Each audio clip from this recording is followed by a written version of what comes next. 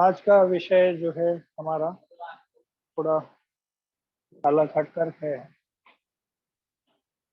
सबसे पहले सभी को प्रणाम, नमस्कार मेरा।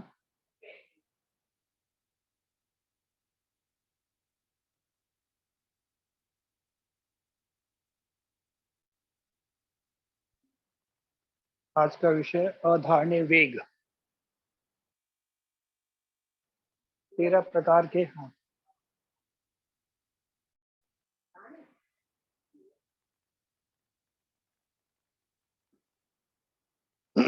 13 प्रकार के अधारणीय वेग होते हैं जिनको धारण करने से कोई ना कोई बड़ी बीमारियां आने की संभावना रहती है। तो आज जो हम चर्चा करने वाले हैं वो अधारणीय वेगों की ही करने वाले हैं।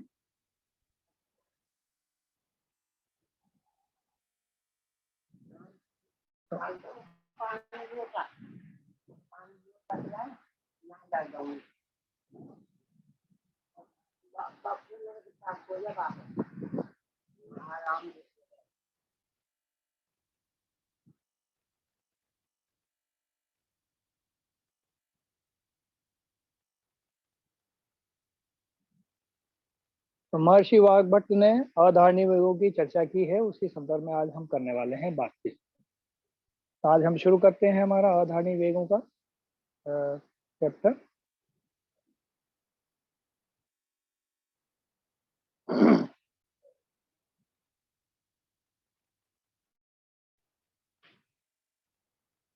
अधारणीय वेग या वेग के संदर्भ में चर्चा करते हुए महर्षि वाग्भट का मानना यह है कि अनुपस्थित वेगों को प्रकट करने और उपस्थित वेगों को रोकने से ही सब रोग उत्पन्न होते हैं।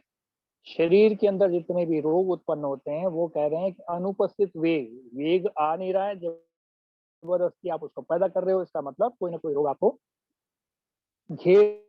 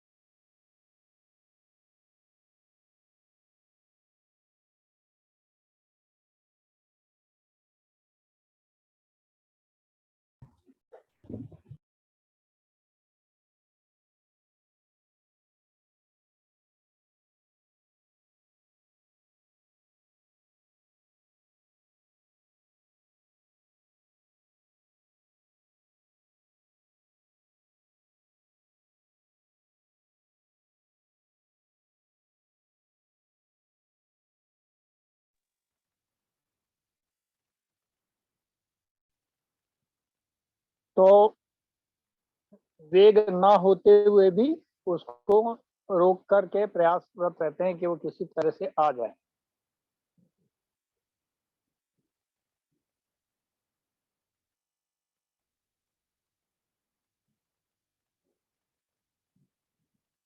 आज हम उन्हीं वेगों के रोकने से क्या क्या बीमारियों की श्रृंखला शरीर में शुरू हो जाती है उस पर हम चर्चा करने वाले हैं। इसलिए यहाँ बताया गया है कि अनुपस्थित वेगों को प्रवृत्त करने यानी जबरदस्ती पैदा करने।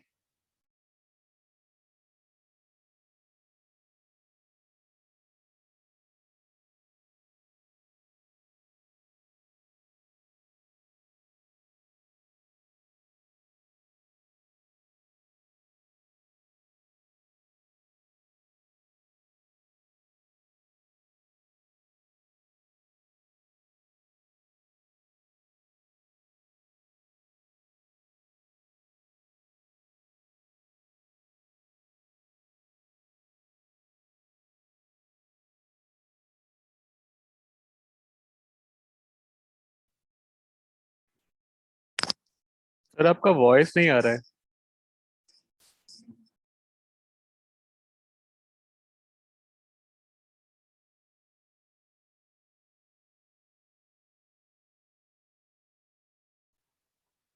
हेलो, आवाज आ रही है अभी? जी सर, बीच में नहीं आ रही थी, एक ही लाइन के बाद कुछ सुनाई नहीं दिया। ठीक ठीक। तो फिर से मैं शुरू करता हूँ।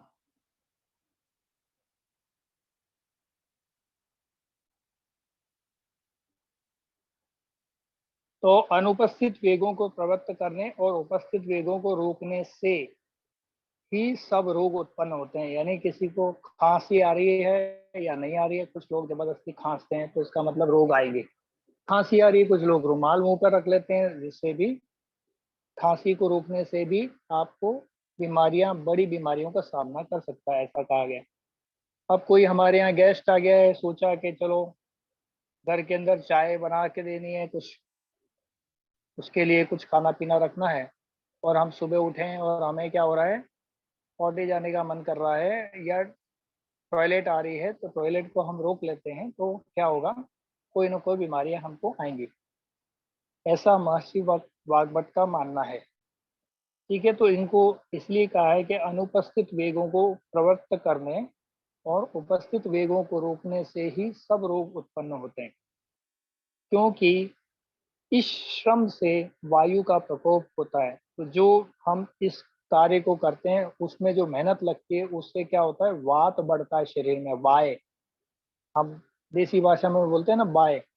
तो बाय का रोग, जो बात वायु का रोग है, बात का रोग है, इन रोगों, इनको वेगों को रोकने से वो बढ़ जाता है शरीर में।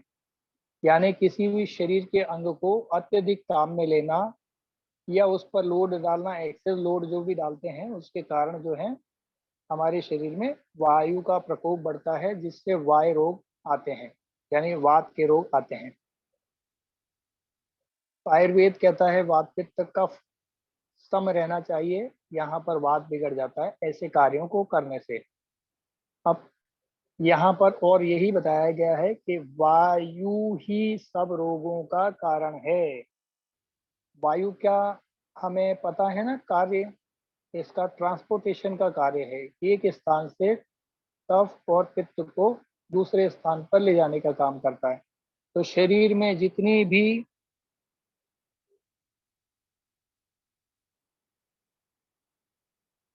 यहाँ पर भी वॉइस कट रही है। हाँ जी सर, थोड़ी आवाज आपकी क्लियर नहीं आ रही है। हाँ, रुक रुक के आ रही है। अभी ठीक आ रही है। सर आती है, उसके बाद थोड़ी देर बाद ना फिर वो बंद हो जा रही है।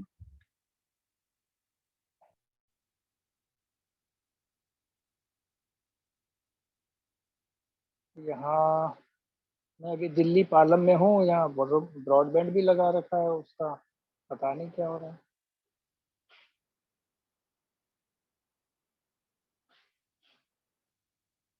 तो अभी सही आवाज आ रही है, तो मैं शुरू करूँ। हाँ जी सर, आप शुरू कीजिए। जी आवाज अब आ ठीक है, रही है। धन्यवाद। जी।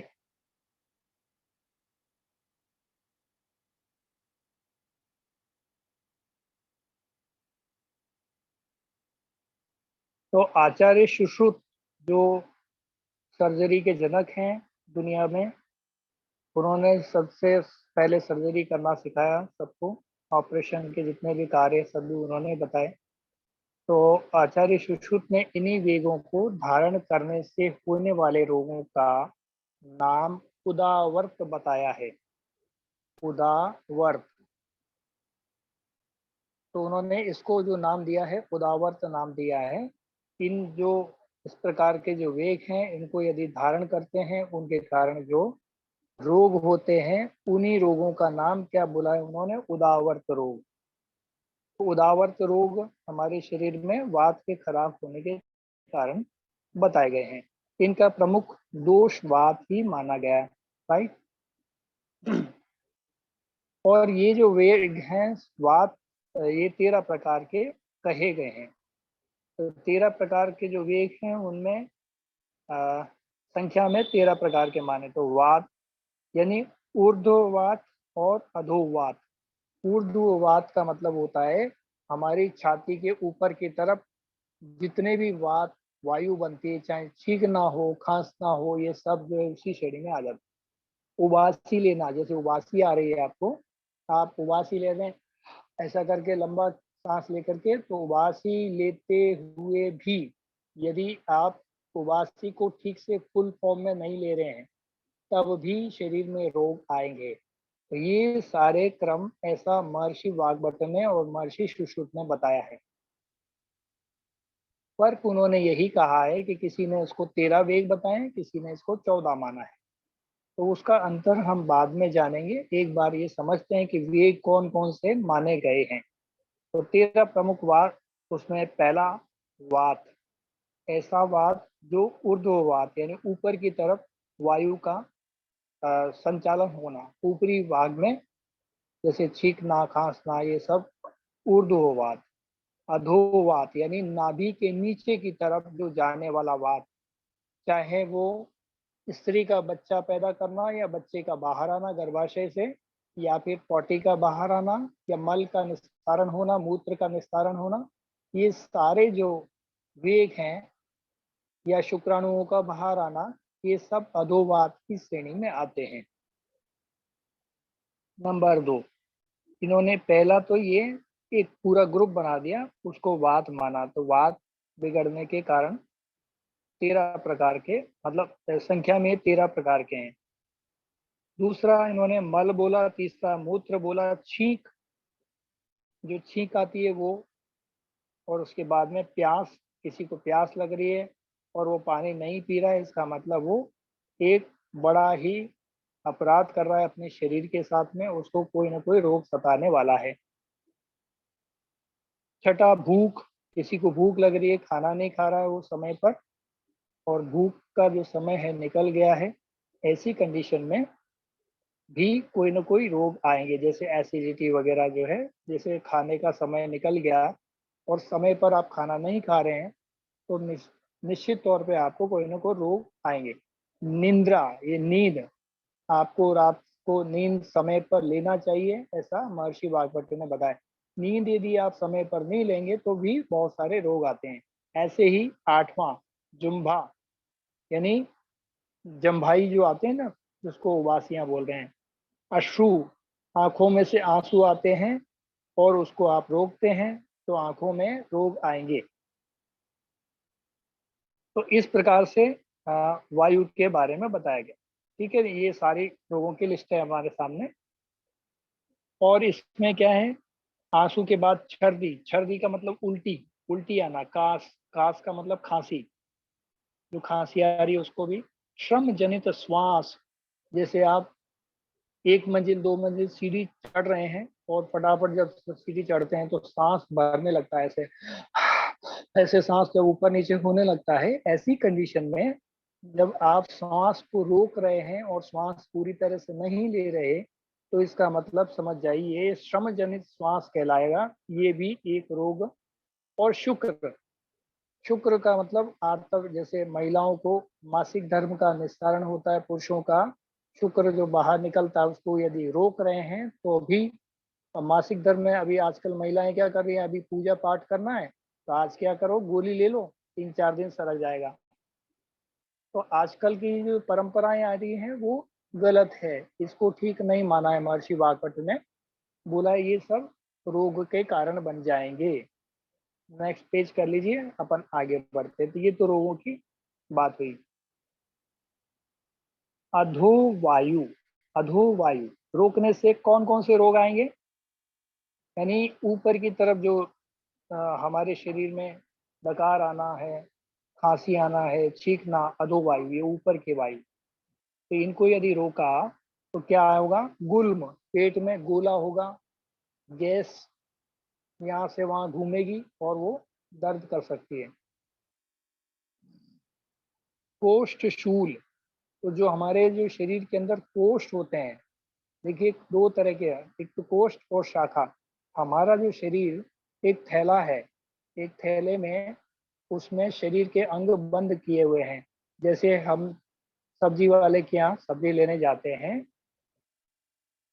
तो हमको क्या करता है, एक थैली में भिंडी बंद कर दिया, दूसरी थैली में वो क्या करेगा, मिर्ची डाल देगा, तीसरी थैली में हमने मान लो गोभी खरीदा तो वो तीसरी थैली में डाल दिया, चौथी में हमने आलू खरीदा तो वो उसमें डाल देगा, 5वीं थैली में हमने टमाटर खरीदा तो वो उसमें डाल देगा। फिर क्या करेगा, एक बड़ा थैला लेगा और इन सारी थैलियों को उसमें डाल देगा। तो हमारा शरीर भी ठीक इसी प्रकार बना हुआ है। तो ये हमारा जो ऊपर से जो दिखता है ये एक बड़ा थैला है और अंदर के जो अंग हैं वो छोटे थैले हैं। तो छोटे थैले और बड़े थैलों के बीच में क्या आया, झिल्ली हुई, एक झिल्ली हुई, जैसे भिंडी और आलू दोनों साथ साथ तो थे, लेकिन उस थैले में क्या था, एक झिल्ली है, एक परत है, दोनों अलग अलग हैं, दोनों एक दूसरे से मिक्स नहीं होते। ठीक इसी प्रकार हमारे शरीर में भी फेफड़े हैं, फेफड़े के अंदर एक झिल्ली है ऊपर लगी हुई, और उसको हार्ट से अलग रखा जाएगा। तो हार्ट के ऊपर भी एक झिल्ली है, उसको पेराकार्डियम बोला जाता है।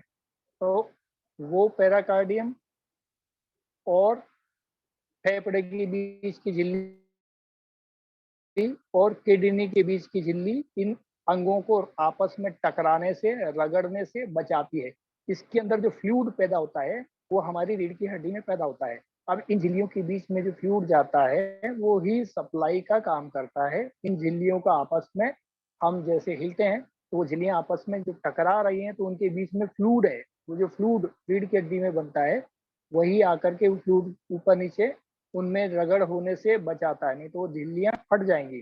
फट जाने के कारण फिर दूसरी बीमारियां खड़ी हो जाएंगी, है ना। तो फिर तो हार्ट के अंदर भी छेद हो जाएगा, है। खाना हमारा जो आंतों में है, आमाशय में, पेट में है, तो पेट और हार्ट दोनों आपस में मिल जाएंगे, खाना भी हार्ट में चला जाएगा डायरेक्ट, है ना। तो ये बड़ी दिक्कत का साधन। तो ऐसे झिल्लियों में ये बटा हुआ है। तो इसी को हम कोष्ठ बोलते हैं, कोष्ठ। तो इसमें कोष्ठ में शूल होगा, अधोवात बिगड़ जाएगा तो इसमें क्या होगा, कोष्ठ में शूल होगा, दर्द होगा। दर्द क्यों होगा, क्योंकि बीच का जो फ्यूल है वो सूख जाएगा, और सूखने के क्योंकि वायु वहां चले जाएगा। वायु क्या काम करता है, सुखाने का काम करता है। वात हमारे शरीर में से ग्रीस जो है, देसी की भाषा में हम बोलते हैं ना ग्रीस, घुटनों का ग्रीस, ये पेट का अंदर का ये सब, इसको साइनोवियल फ्लूइड भी बोला जाता है मेडिकल लैंग्वेज में। तो जब ये सूख जाता है, ऐसी कंडीशन में क्या होता है, उसमें आपस में रगड़ या टक्कर होने लगती है जिससे दर्द होने लगता है। ग्लानी, ऐसे ये सारे रोग ऐसा है, मतलब मन के अंदर जो ग्लानी होती है, यानी ऐसे ही अंगों के बीच में भी ये सारी होती हैं। वात मल मूत्र अवरोध, वात मल मूत्र अवरोध मतलब क्या होता है, पेशाब और पॉटी का रुकना, अवरोध यानी रुक जाना। कई बार ऐसी कंडीशन में पेशाब और जो मल है हमारा वो रुक जाता है, कॉन्स्टिपेशन हो जाता है, पेशाब रुक जाता है, कई ऐसी चीजें। दृष्टि दौर्बल्य, दृष्टि दौर्बल्य यानी आंखों की जो निगाहें हैं, इनकी रोशनी, आंखों की रोशनी है, इन पे भी कमजोरी आ जाती है, इसी को दृष्टि दौर्बल्य। अग्निनाश, तो जब वात बढ़ेगा तो क्या होगा, अग्नि तत्व की शरीर में कमी हो जाएगी। इंद्रोग, यानी ये सब ऐसे रोग हैं जो जिनके कारण रोकने से ये सारी परेशानियां खड़ी होंगी।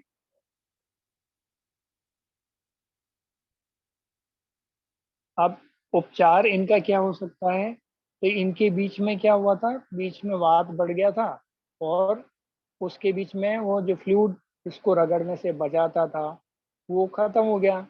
तो क्या करना है, उसमें स्नेहन करना है ना। जैसे मिस्त्री क्या करता है, दो पार्ट गाड़ी के घिस रहे होते हैं तो उसके बीच में ऑयलिंग कर देता है।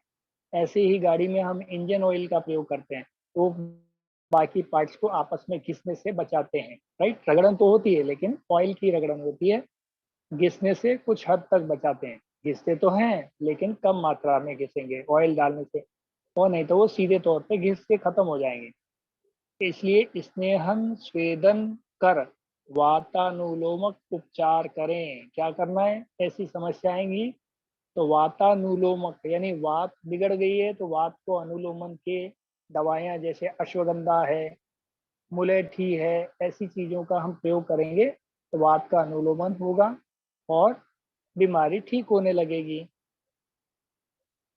फलवर्ती, फलवर्ती भी एक प्रकार की वस्ती है, पंचकर्मा में हम ये जब सीखेंगे, राइट। वात नाशक आहार, तो जो पेट में गैस बढ़ाने वाले हैं उन खाने को नहीं लेना है। तो गैस बढ़ाने वालों को नहीं लेना है, जो गैस को कम कर सकते हैं ऐसे आहार को लेना है। तो ऐसे आहार जैसे मटर हो गया, ये पेट में गैस बनाता है तो इसको नहीं लेंगे। घिया है, लौकी है, बेल पर लगने वाली सब्जियां हैं, जितनी भी बेल पर लगती हैं सब्जियां, ये पेट में गैस कम बनाती हैं बनिस्पत मटर, पनीर इनके बनिस्पत, राइट। ये सब क्या है, गैस कारक चीजें हैं, ये नहीं पचेगी तो गैस बनेगी। जो भी भारी खाना है वो उड़द की दाल, ये पेट में चने की दाल गैस बनाती है, इसकी जगह मूंग की दाल से, राइट। तो इस तरह से हम इसको समझ सकते हैं। तो हमें क्या करना है, बेल पर लगने वाली सब्जियां या पत्तीदार सब्जियां इस्तेमाल करेंगे और उनको आयुर्वेदिक तरीके से पकाएंगे और खाएंगे तो क्या होगा, वात शरीर में से दूर हो जाएगा, वायु कम हो जाएगी। तो वात नाशक आहार ले लें और उष्ण जलपान करें। तो शरीर में कहीं भी दर्द हो तो कभी भी ठंडा पानी भूल कर भी नहीं पीना, क्या करना, उष्ण यानी गर्म गर्म जलपान करें, गर्म पानी पीना है।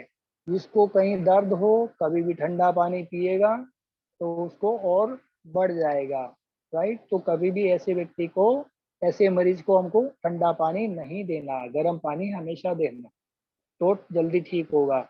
बस्ती कर्म करें, ये पंचकर्मा का हिस्सा है, तो बस्ती में हम लोग सीखेंगे, राइट। यानी जैसे एनिमा वगैरह लगाना, ये सारा बस्ती कर्म कहलाता है। नेक्स्ट पेज पे ले लें,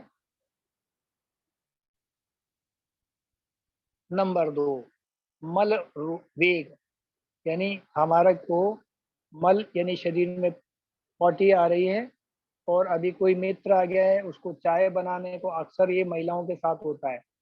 तो घर परिवार में कोई आ गया है, अब उनको सुबह उठें, अचानक से आ गया है प्रेशर, तो प्रेशर जाने के बजाय वो हमारे लिए चाय, फिर उसके बाद में बच्चों का टाइम हो गया है तो उनके लिए नाश्ता, घर का टिफिन पैक करना स्कूल जाने के लिए, ये सारे तैयारी करने में लग जाती हैं और पेट में गैस घूमती रहती है। इसके कारण क्या होती हैं, शरीर में बीमारियां बनने लगती हैं धीरे धीरे। तो ज़्यादातर पेट में गैस बनने से महिलाओं को ज़्यादा इसमें समस्या होती, महिलाओं को, पुरुषों को भी होती है, लेकिन पुरुष तो फिर भी अपने समय पर जाए आएंगे, लेकिन महिलाओं को घरेलू जिम्मेदारी के कारण वो गैस फिर पेट में घूमती रहती है। तो स्लिप डिस्क जैसे रीढ़ की हड्डी में दर्द, सर्वाइकल वगैरह, सिर में दर्द, सिर में दर्द कोई बीमारी ही नहीं है ना, ये बीमारी केवल पेट में गैस की वजह से है।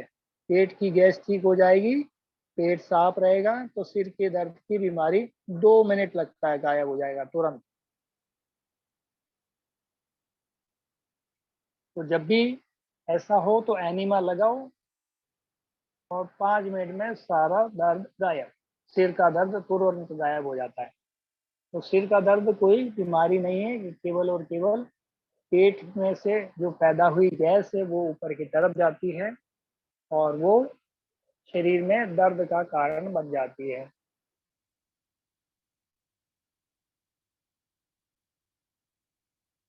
पिंडलियों में ऐठन, कईयों को यहाँ पिंडलियां होती हैं पाँव की, इनमें ऐठन हो जाता है ना, तो ये मल रोग को रोकने से ये बीमारियां आती हैं।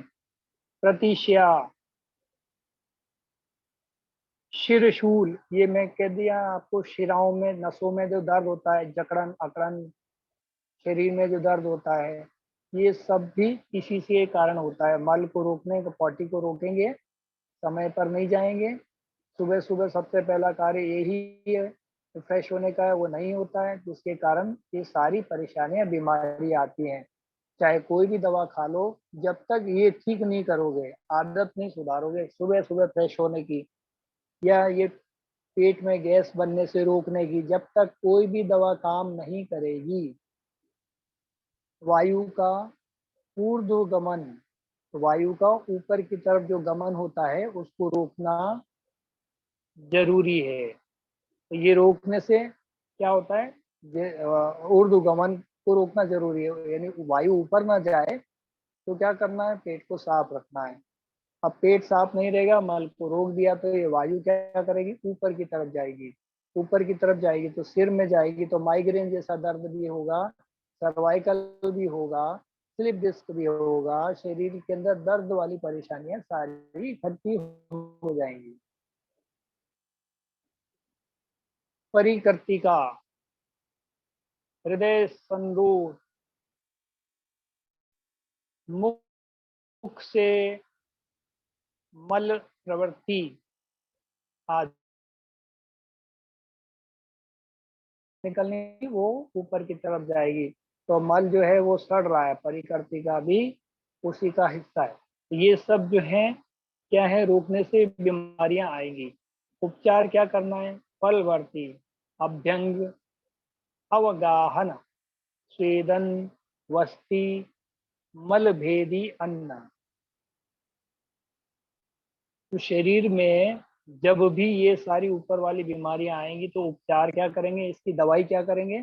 तो सबसे पहले पेट को साफ करना, फलवर्ती, यानी जैसे वस्ती वगैरह देते हैं ना, ये पंचकर्मा करते हैं, तो ये करते ही तुरंत बीमारी ठीक होने लगेगी। अभ्यंग यानी शरीर पे मालिश करना। तेल गैस का, वायु का दुश्मन है, तो तेल का जितना पैरों में मालिश करोगे रात को सोते समय, तो ये सर्वाइकल, सिर का दर्द, पेट का दर्द, ये गैस के कारण जितने भी दर्द हैं वो सब ठीक हो जाएंगे। तो पैरों के तलवों से लेकर के अच्छे से ऊपर पिंडलियों तक मालिश करो, तो ये सब ठीक होने लग जाएगी। ठीक है,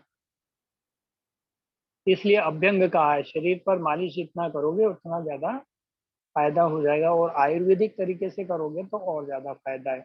इसी को हमने अभ्यंग कहा है, पंचकर्मा का हिस्सा है ये।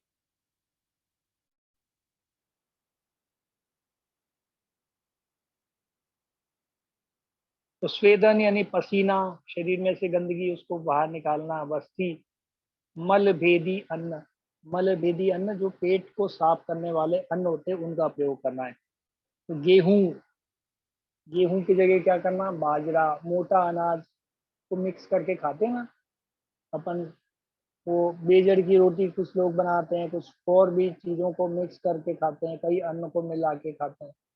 तो ये ऐसे जो प्रयोग हैं, ये लोग मल भेदी अन्न कहलाते हैं। मोटे अनाज जो हैं जैसे बाजरा है, वो भी खास तौर से पेट को साफ करने में मदद करता है, गेहूं से ज्यादा मदद करते हैं, या जिनमें ज्यादा फाइबर हो, ऐसे जैसे मक्का है, इसमें फाइबर है, तो ये अन्न भेदी मतलब मल भेदी अन्न की श्रेणी में आ जाता है। और क्या है? ज्वार है, जौ है, जौ भी अच्छा है। तो ऐसे अन्नों का प्रयोग करना है। और इनको यदि नहीं पच रहा हो तो क्या करोगे? ताजा अन्न नहीं लेना है, इस साल खेत में पका हुआ नहीं, इस साल तो हम रख देंगे उसको बंद करके। पहले के जमाने में हम खेत में जो भी अन्न पैदा होता था उसको भर के रख देते थे और अगले साल उसका खाते थे। और अभी क्या खा रहे हैं? वो पिछले साल वाला खाते थे। तो 6 महीना साल भर पुराना अन्न खाने से ये सब पेट में समस्याएं नहीं होती हैं। नया अन्न इधर आया और इधर हमने खाना शुरू कर दिया, खेत में अभी पैदा हुआ था उसको उगा के, और तुरंत खाना शुरू कर दिया, तो बीमारियां आएंगी ही। राइट, क्योंकि वो पचने में भारी है, भारी होने के कारण खाना नहीं पचेगा, पचेगा नहीं तो गैस बनेगी, गैस बनेगी सड़ेगा, सड़ेगा तो गैस बनेगी।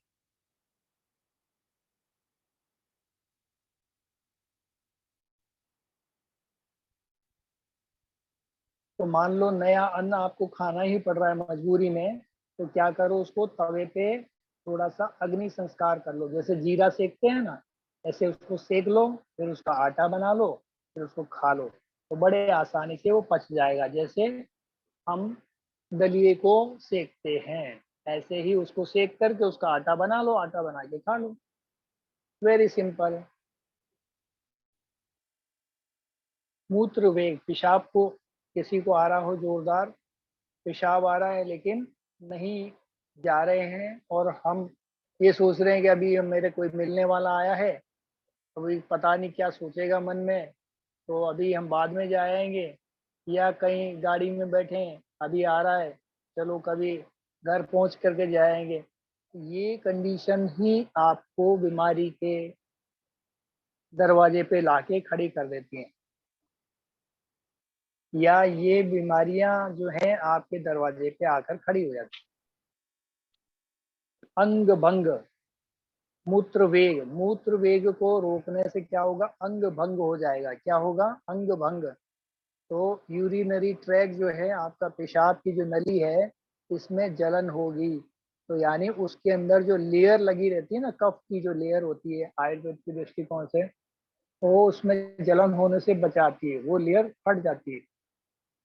मूत्र इकट्ठा होगा क्योंकि उसमें एसिड होता है, यूरिक एसिड होता है, बहुत से कई और भी खतरनाक केमिकल होते हैं।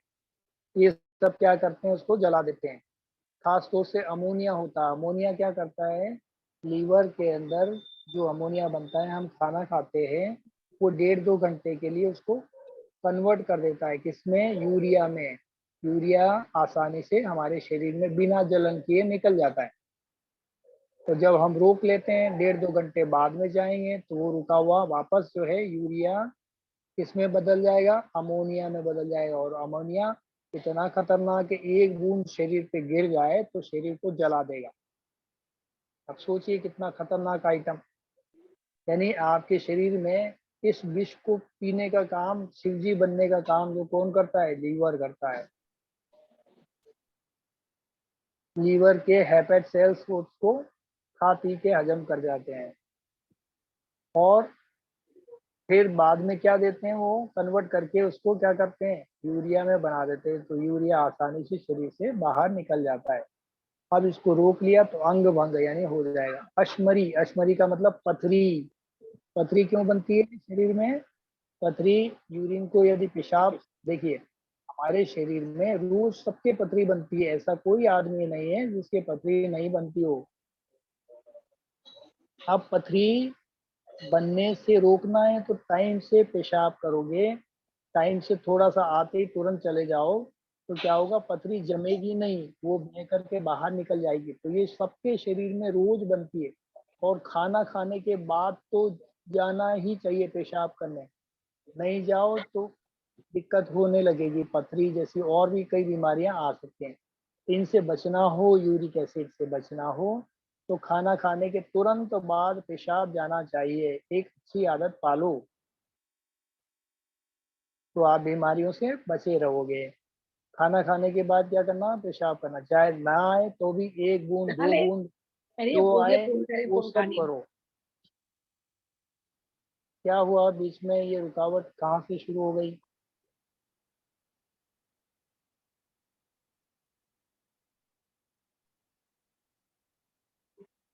तो अश्मरी का मतलब पथरी।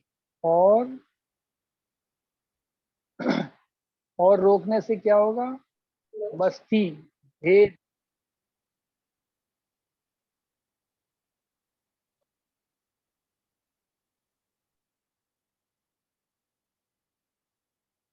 ये जो हमारे शरीर के अंग हैं, उनमें दर्द शुरू हो जाता है। आपको पता है ना, पेशाब के आसपास की थैली में, यूरिनरी ट्रैक में, जब पेशाब ज्यादा इकट्ठा हो जाता है तो आपको खुद ही फील होता है, बहुत दर्द होने लगता है।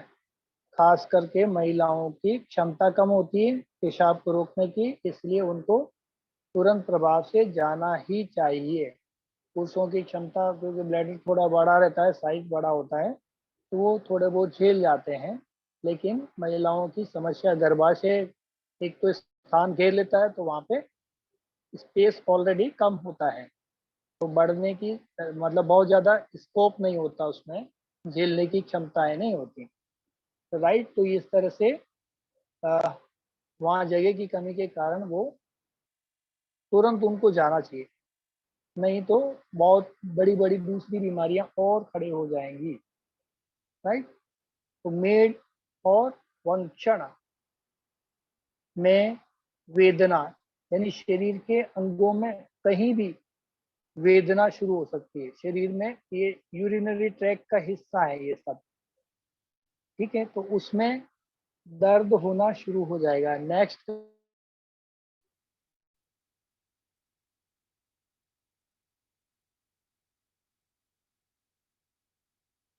अब मान लो हो गया तो फिर क्या करें, तो उपचार करना पड़ेगा। उपचार में क्या करना है, फलवर्ती, ये भी वही वस्ती है, वस्ती का एक प्रकार है।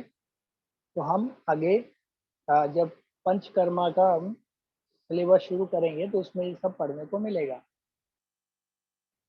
अभ्यंग, यानी क्योंकि वो अंग कमजोर हो गया है शरीर का, जो ब्लैडर है, यूरिनरी ट्रैक, उसमें यूरिन ज्यादा बढ़ गया है, तो क्या करो, अभ्यंग करो, यानी औषधीय अभ्यंग। अभ्यंग का मतलब सीधे तेल उठाओ रगड़ने लग जाओ, ऐसा नहीं। कोई औषधियाँ वाला जो तेल बना के, तेल घी में, गाय के घी में बनती हैं औषधियाँ, तो वो लगाने से बीमारी ठीक हो जाती है। अवगाहन यानी नहाने का जो क्रम होता है उसी को अवगाहन कहा गया है। यानी ऐसा क्रम जो ये कटी वस्ती वगैरह करते हैं ना, ये वस्ती इस टाइप का, ये क्रम कहलाता है। स्वेदन पसीना को बाहर निकालना। बस्ती, बस्ती का आपको पता ही है। भोजन के पूर्व घृतपान प्रशस्त है। भोजन के पूर्व यानी खाना खाने से पहले घी का पीना, ताकि ये वहां जाएगा और वहां की जलन को शांत कर देगा। क्योंकि ये किडनी में भी जाता है, यूरिनरी ट्रैक में भी जाता है। ये पूरा सफाई करते हुए अच्छे से सारी दिक्कतों को क्लियर कर जाएगा। ठीक है, तो इस तरह से समस्याएं, शेयरिंग बंद हो गई है। तो घृतपान, खाना खाने से पहले घी को पीना। दादा दादा सुन पा रहे हैं? जी जी तो बताइए। शेयरिंग फिर से कर लीजिए, शेयरिंग फिर से कर लीजिए दादा। अच्छा, होस्ट ये ट्रांसफर हो आप गया रिकॉर्डिंग क्या? नहीं कर रहे थे ना, तो मैं रिकॉर्डिंग नहीं, आपको होस्ट ट्रांसफर नहीं, मैं रिकॉर्डिंग स्टार्ट करने के लिए वो स्टार्ट किया। आप रिकॉर्डिंग जो ललित ज्यादा कर रहे हैं ना, आपको भी रिकॉर्डिंग करना था। ये रिकॉर्डिंग क्लाउड में होता है, यानी कि इंटरनेट पे। तो शेयरिंग फिर से कर लीजिए, आपको अलाउ कर दिया। अच्छा अच्छा। मैं रिकॉर्डिंग स्टार्ट करने के लिए वो किया था, है ना। अभी रिकॉर्डिंग स्टार्ट कर दिया। हाँ, तो अभी रिकॉर्डिंग आप होस्ट ही कर सकते ट्रांसफर इधर हो गया ना। हो, होस्ट आपको वापस बना दिया। ये रिकॉर्डिंग आपको भी करना है, ललित दादा को भी। तो मेरे को रिकॉर्डिंग, अच्छा इसमें जाना मैंने पड़ेगा। कर दिया, रिकॉर्डिंग स्टार्ट कर हाँ दिया। अब आप कंटिन्यू रखिए। ठीक ठीक। तो अभी मुझे होस्ट वोस्ट का कुछ करना तो नहीं है, शेयरिंग? होस्ट तो आप ही हैं, अभी आप ही होस्ट हैं। सर आप मुझे बस शेयरिंग फिर, एक्सेस दे दीजिए, मैं स्क्रीन शेयर कर दूंगा अपना। ओके। अच्छा आप ही को एक्सेस नहीं दे सकता, मैं लैपटॉप में हूँ, या तो मैं आपको होस्ट बना देता हूँ ललित जी।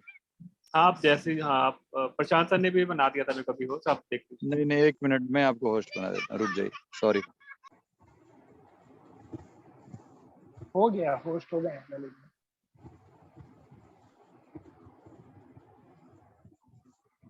स्क्रीन दिख रहा है मेरा सर?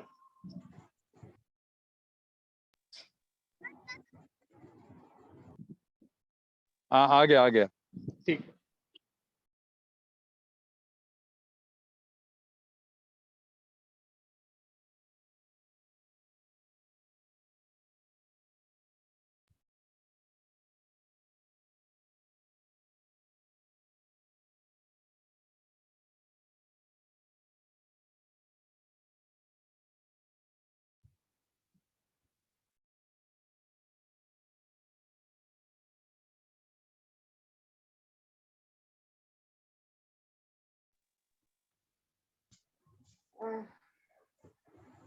अब मेरी आवाज सुन पा रहे हैं सभी?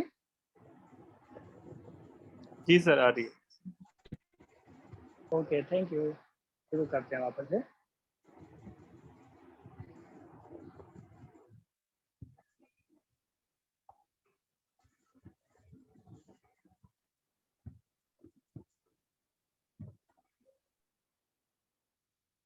तो हम चर्चा कर रहे थे उपचार की। तो फलवर्ती अभ्यंग, अवगाहन, स्वेदन यानी पसीना जो भाप स्नान करते हैं ना, वो वस्ती, और भोजन के पूर्व घृत प्राण प्रशस्त है।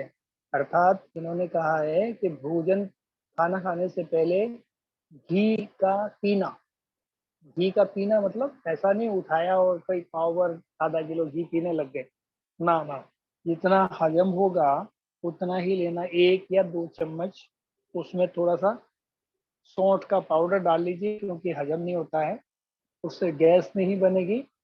1 चम्मच घी, सौंठ का पाउडर 2 चुटकी और सेंधा नमक 2 चुटकी, बस इतना सा इसको चाट लेना है। और खाने के पहले इसको लेने से अपान वायु ठीक होती है, जिसके कारण ये बीमारियां हट जाती हैं और बड़े आसानी से ठीक हो जाती। ठीक है।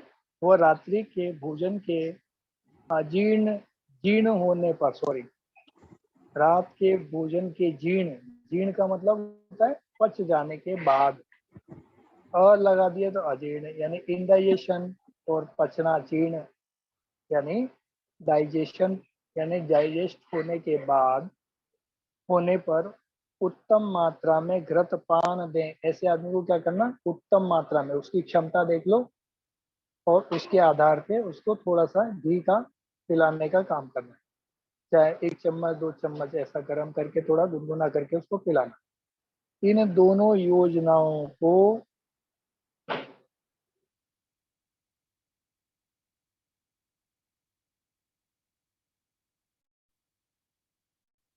ये जो दोनों तरह का जो खाने से पहले और बाद में जो घी पिलाया जाता है दवाओं के साथ में, औषधियों के साथ, इसको आयुर्वेद की भाषा में अवपीड़क घृत कहते हैं। क्या कहते हैं? जब अपन किसी पेशेंट को लिखते हैं पर्ची के अंदर, तो इसको आयुर्वेद में लिखेंगे अवपीड़क घृत।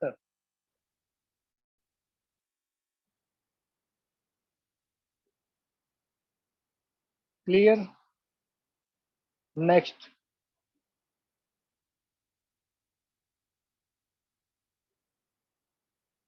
उद्गार वेग। तो उद्गार वेग जो है उसको यदि रोकेंगे तो क्या होगा, अरुचि पैदा होगी शरीर में, खाना खाने के प्रति मन नहीं करेगा, कंप, शरीर में कंपन होने लगेगा, हाथ पैर कांपने लगते हैं, इसको उद्गार वेग को रोकने से। ठीक है।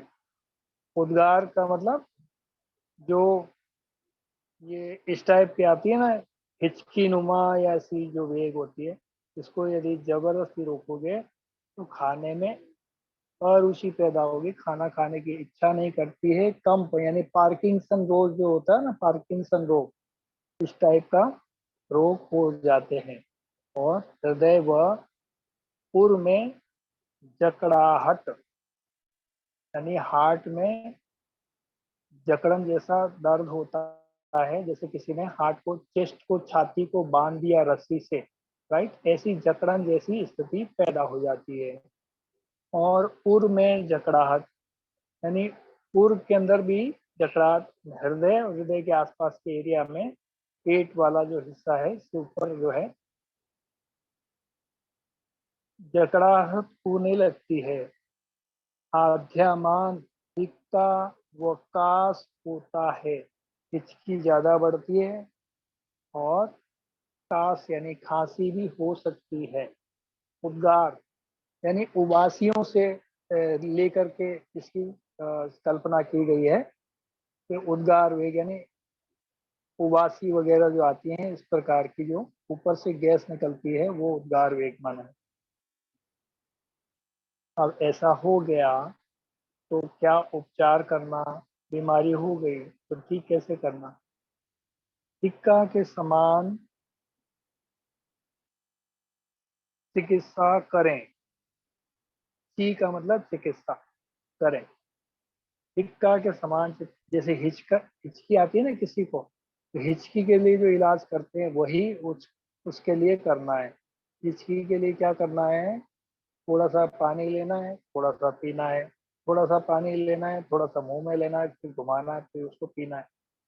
ऐसे करके हिचकी का इलाज होता है। और भी कई चीज़ों से हो सकता है, उसका हम जब रोगों की चर्चा करेंगे उस समय हम देखेंगे, मतलब बड़े रोगों की जब चर्चा करेंगे तो उस समय हम देखने का प्रयास करेंगे कि किस प्रकार हो। छींक, अब किसी को छींक आ रही है तो उसको यदि रोक लेते हैं तो छींक को रोकने से सिर में दर्द, जो सिर होता है हमारा, इसमें दर्द होने लगेगा। इंद्रियों में दुर्बलता, इंद्रियां क्या है, आंखों आंखों की कमजोरी, आंख नाक कान, कान से कम सुनाई देना, ये सब छींक को रोकने से बीमारियां आती हैं। आंखों की रोशनी कम हो जाती है, कान का सुनना कम हो जाता है और जीभ में स्वाद भी कम होता है। तो ये इंद्रियों की दुर्बलता, हमारी ये इंद्रियां हैं, सेंसेशन बॉडी में कम हो जाती है। जैसे गरम ठंडा, हम गैस पे कोई बर्तन रखा है उसको हाथ लगाते हैं, हमको पता लगता है ये गरम है ये ठंडा है।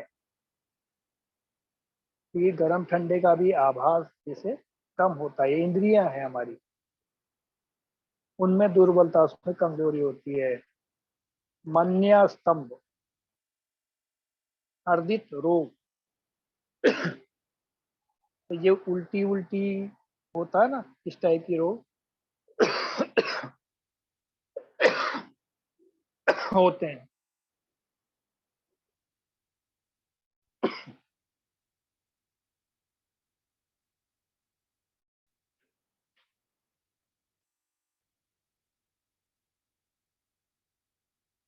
तो इसका उपचार क्या करेंगे?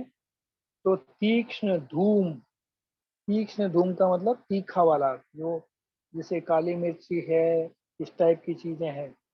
धूम, धूम का मतलब धुआं, ऐसा तीखा धुआं जैसे पड़ोस के घर में मिर्ची जल जाए तो क्या होता है, सब लोग छींकने खांसने लगते हैं ना, नाक से पानी निकलने लगता है, किसी ने मिर्ची जला दी है, ऐसे बोलते हैं।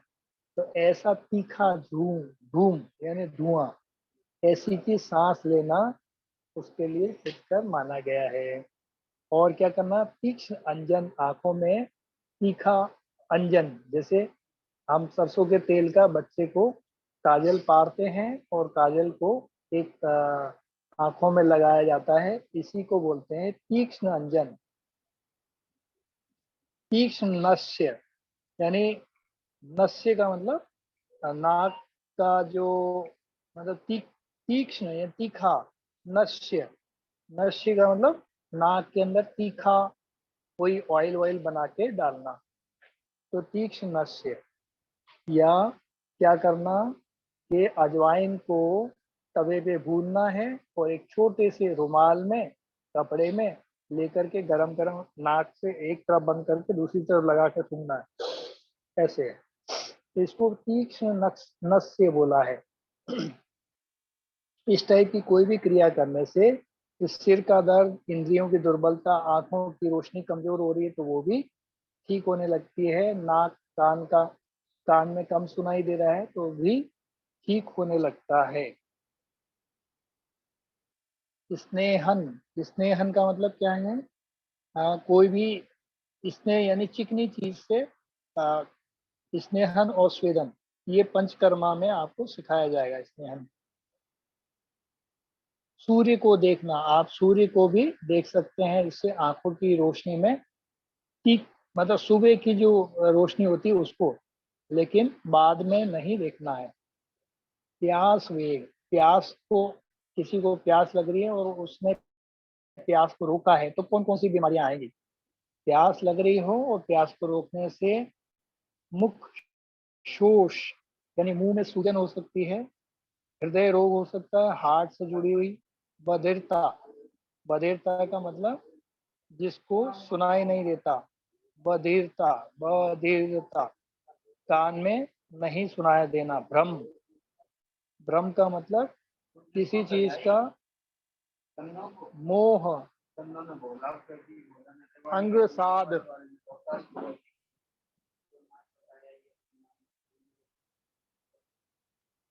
अंग साध, भ्रम का मतलब जो आदतें, मतलब दिमाग में जो भ्रम पैदा होते हैं ना किसी भी चीज को लेकर के, वो मोह। अंग साध, अंगों में कुछ परेशानी होना, इसका उपचार क्या करेंगे?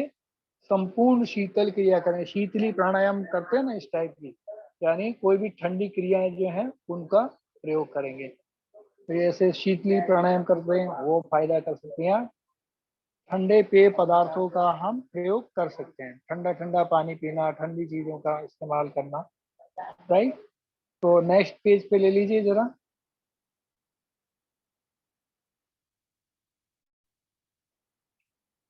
मुख, भूख का वेग, किसी को भूख लग रही है और उसमें कोई बीमारी, भूख को रोकने से जो बीमारियां आती हैं उसमें क्या है, अंग भंग, शरीर में अंग भंग हो सकता है।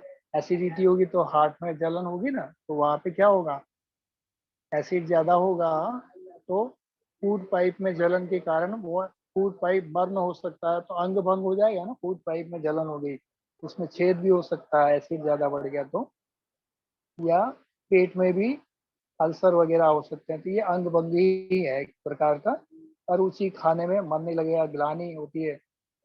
कृष्टा यानी शरीर पतला होता जाता है, सूखता जाता है। शूल, दर्द होता है, भ्रम होता है। ये सारी जो है परेशानियां होती है। लेकिन इसका उपचार क्या करेंगे, तो इसका जो उपचार करेंगे तो लघु, लघु का मतलब क्या है,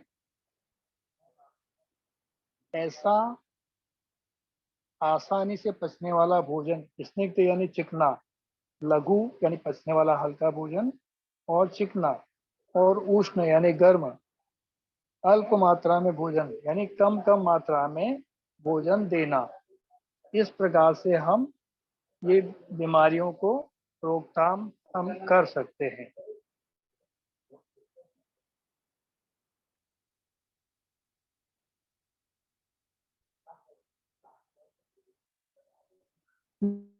निंद्रा वेग, यदि नींद को रोका तो कौन से परेशानी आएंगी, इसमें भी अंग मर्द यानी अंग में कोई ना कोई दर्द होगा। सिर में दर्द होता है, जैसे नींद पूरी नहीं होती तो हमको पता है ना, रात भर नहीं सोए तो क्या होगा, सिर में दर्द होने लगेगा। मोह, सिर व आंखों में भारीपन आएगा। ये सब हम आसानी से समझ सकते हैं, क्योंकि किसी न किसी के साथ में ऐसा घटनाक्रम हुआ ही होगा। आलस्य होगा, जुम्भा यानी लंबी जो जुम्हाई लेते हैं ना, वो इस टाइप की परेशानियां होंगी। उबासी आना।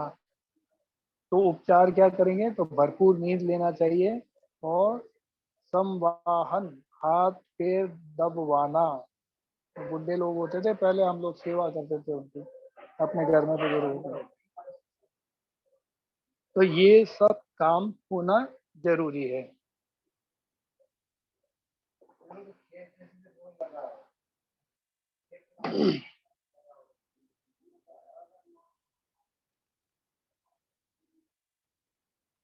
तो इस तरह से हमने 8 प्रकार के वेगों की आज चर्चा की है।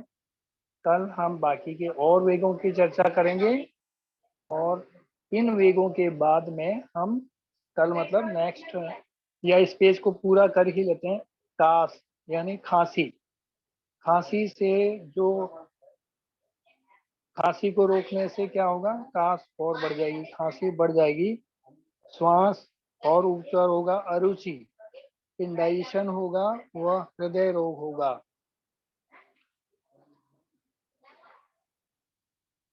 तो हृदय रोग होगा, श्वास अरुचि यानी इंडाइजेशन, मतलब खाने का मन नहीं करेगा।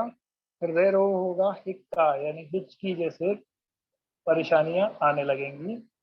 तो इसका उपचार क्या करना, उपचार काश नाशक चिकित्सा। खांसी क्यों आ रही है, ड्राइनेस की वजह से, है ना। तो ड्राइनेस को दूर करने वाला उपचार करना चाहिए। तो मुंह में क्या है, तेल या घी को भर के आप थोड़ी देर बैठेंगे तो ये नसों के रास्ते आपके शरीर के अंदर प्रवेश कर जाएगा, जीभ के रास्ते, जीभ की नसों में। तो इस तरह से ऑयल पुलिंग जो पश्चात में होता है वो भी इसी का हिस्सा है। तो खांसी वेग को इस तरह से हम ठीक कर सकते हैं, इसका उपचार कर सकते हैं। तो आज हमने 9 वेगों के बारे में चर्चा की। इससे संबंधित कोई अभी एकाध कोई सवाल है तो हम ले सकते हैं, अन्यथा हम पूरा कर लेते हैं, उसके बाद में फिर हम इस पर अच्छे से चर्चा करेंगे।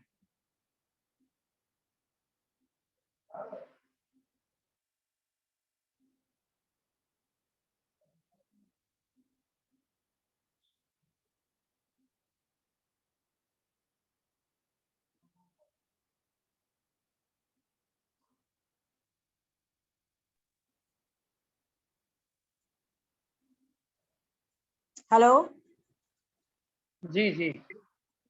सर आप कोई हमें किताब सजेस्ट कर सकते हैं पढ़ने के लिए, कोई बुक?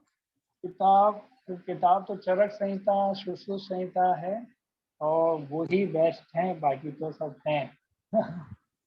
अच्छा। सर वो जो बुक्स होती हैं ये, उनमें मेरे ख्याल से श्लोकों में देता, कोई हिंदी वाला कोई है जो पब्लिकेशन हो जिसमें ट्रांसलेशन या सिंपल समझने वाला हो? देखिए हिंदी में तो नोट्स बनाए जाते हैं, बाकी तो सब अपने अपने हिसाब से उसका ट्रांसलेशन। आकलन करके संस्कृत को हिंदी में विश्लेषण कर लेते हैं। वो विश्लेषण फिर उनके हिसाब से होता है। हर आदमी का एक विश्लेषण का अलग तरीका है, तो वो ठीक नहीं है। मुझे लगता है कि या तो अपन को संस्कृत के प्योर चीज़ों को ही समझना है, या फिर जो बताया जा रहा है उसको ही अपन एडो करें और प्रैक्टिकली उसको समझने का प्रयास करें, ये ज़्यादा अच्छा है। कोई इसकी कुछ सरल भाषा में कुछ ऐसा किताब उपलब्ध नहीं है? ना, आयुर्वेद में सरल कुछ भी नहीं है। देखिए इंग्लिश में वर्जन आता है, इंग्लिश वर्जन, लेकिन इंग्लिश का जैसे कफ है, कफ पित्त और वात का हम जो आकलन कर रहे हैं, वहाँ कफ अंग्रेजी में तो केवल खांसी से हो जाता है, कफ कोल्ड का बात हो जाती है। अब उसका क्या वर्जन करेंगे, उसके लिए पर्टिकुलर उनके पास शब्द ही नहीं है। गरीब भाषा है इंग्लिश। तो आप खुद ही समझ सुश्रुत सकेंगे। संहिता आप बताया थोड़े आपने, दूसरा क्या बताया सर? चरक चरक चरक। चरक अच्छा। संहिता और सुश्रुत संहिता। हाँ, जी। चरक संहिता अभी मैंने बताया ना, महर्षि सुश्रुत में 13 वेगों को चर्चा की है, और कौन कौन से वेगों की ये चर्चा है उन्हीं के द्वारा दी हुई है सारा। तो ये उनका निचोड़ है, और वो तो बहुत एक एक के ऊपर कई कई पेज भरे पड़े हैं, पूरी किताब की किताब लिखी पड़ी है। तो उनका मैंने शॉर्ट करके आपको बताया, हाँ जी, हाँ जी। है ना, आसान शब्दों में इसको प्रयास किया है कि थोड़ा हो जाए। अब इसको उसी हिसाब से मैं यदि पढ़ाने लग जाऊँ श्लोक लेकर के और सीधा, बहुत मुश्किल हो जाएगा। आप खुद ही कह दोगे एक ही दिन में, सर नहीं आ रहा समझ में, थोड़ा सरल करो। जी जी। हाँ, इसलिए जितना आसान हो सकता है हम लोग उस शब्दों का इस्तेमाल करके एक एक चीज को मैं आपको विस्तार पूर्वक बताने का प्रयास कर रहा हूँ, जो आम बोलचाल की भाषा में हो। जी। राइट जी। करें समापन? Yes, okay. एक अनाउंसमेंट है। ये बताएं। हेलो। हाँ जी, आवाज आ रही है आवाज। ये बंद कर दीजिए, शेयरिंग बंद कर दीजिए, रिकॉर्डिंग भी ऑफ, रिकॉर्डिंग ऑफ कर दीजिए जल्दी।